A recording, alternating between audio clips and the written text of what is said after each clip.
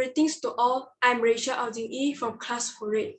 I'm going to talk a topic about children violence. We all know that child abuse is a very negative topic to speak about.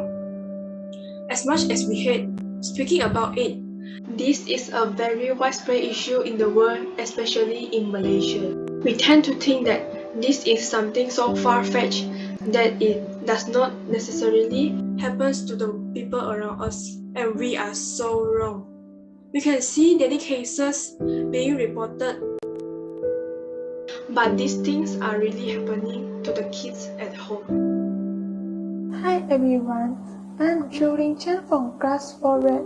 I'm going to discuss other details about violence against children. First and foremost, we need to know that violence against children includes all forms of violence against people until 18 years old, whether perpetrated by parents or other caregivers, peers, romantic partners, or strangers.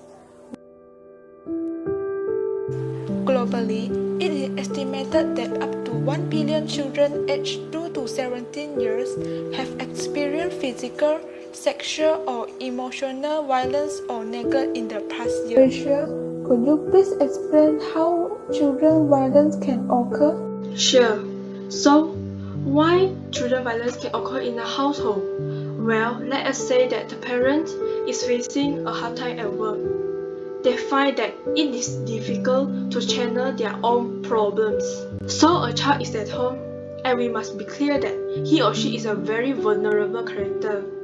They will do whatever parents want them to do. Probably there is that sense of control over them, and the parents tend to overshow their powers to the child. We know there is abuse. A parent who has been subject to abuse in the past, when he or she was a child, this thing just come in naturally. So they tend to just do it, even realizing that this is wrong, and they didn't realize that many kids have died due to the violence. So now, what is the impact if the child is being abused? Well, if a child is being abused, there are many negative outcomes. They may have eating disorders, they may have issues in placement in the society, they do not know how to react to people, and they will have trust issues, and probably they will have physical deformities because they have been beaten, or mental deformities, but the worst is mental disabilities like anxiety. Lin Qian, can you further explain the impact of child violence? Sure, violence can affect a child for the rest of their life, with severe consequences for a child's physical, psychological, and mental health. Without adequate support and care, violence and trauma can have long-term effects on a child's development and future life.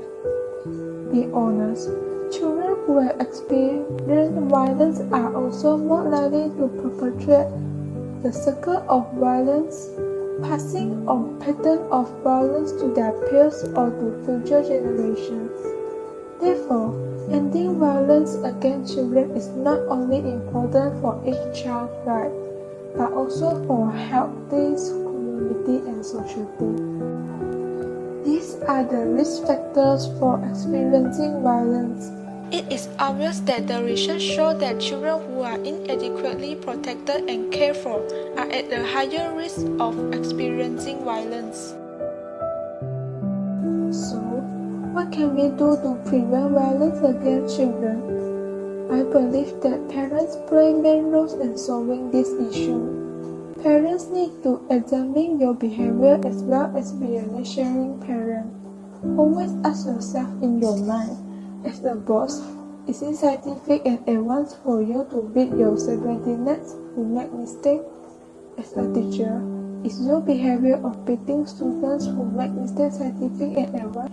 You have to use your action to show children and other adults that conflicts can be settled without hitting or yelling. If you think that you can't solve the problem smoothly by beating others, accept the situation of justifiable defense and emergency avoidance, and you will also make your reputation worse because of violence. You should also oppose violence against children, even if it's generated from you to your own children. Young children are more pure, ignorant, and vulnerable than adults, and should be more patiently educated and protected.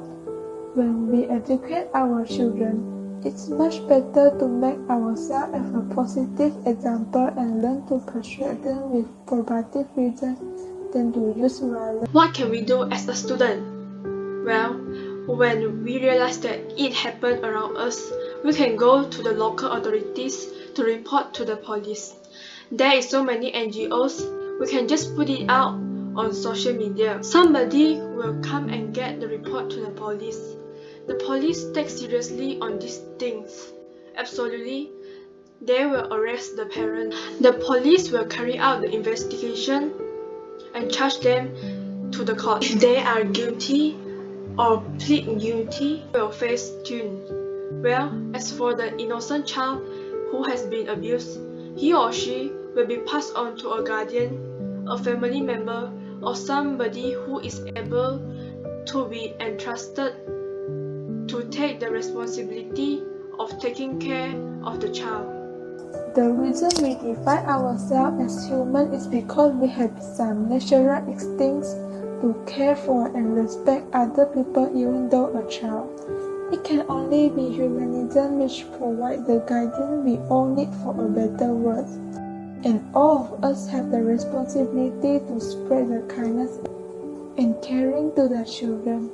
It takes you and I to end the violence against children. Alone, we can do a little.